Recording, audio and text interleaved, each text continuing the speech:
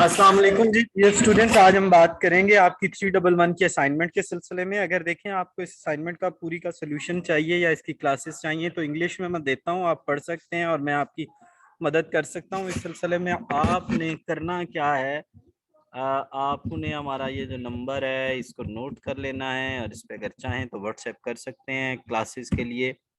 अच्छा जी, question number 1 यार बहुत इजी है, अलग मैंने बनाया हुआ है, उस वहां से आपको भेज देता हूँ। ये देखिए, फंडामेंटल इक्वेशन क्या होती है, assets equal to liability plus capital. अब वो कहता है इसमें से कैपिटल बताएं कितना है, एसेट्स इतने, लायबिलिटी इतनी, माइनस करें कैपिटल निकल आएगा। अच्छा जी, तो नेक्स्ट हमारे पास जो हमें वो कहना चाह रहा है वो ये कह रहा है, अगर आपको कंप्लीट सोल्यूशन चाहिए तो इस पे व्हाट्सएप कर लीजिएगा। ये डेफिनेशंस हैं, हल्की हल्की यार ये समझ आ जाती हैं। Started business with cash and building, cash debit, building debit, capital credit, amount साहब ने लिख देनी है। परचेज फर्नीचर, परचेजेस डेबिट हो जाते, परचेज फर्नीचर एसेट बढ़ा तो फर्नीचर डेबिट हो गया, cash credit. Purchases from Zara, purchases debit, Zara credit. Sold to Furqan, sales credit, Furqan debit. Return to Zara, Zara debit और purchases return credit. Purchase machinery, machinery debit, cash credit. Return from Furqan, sales return debit, Furqan credit. Utility bill pay किया तो cash credit, utility bill debit. Rent pay, rent debit, cash credit.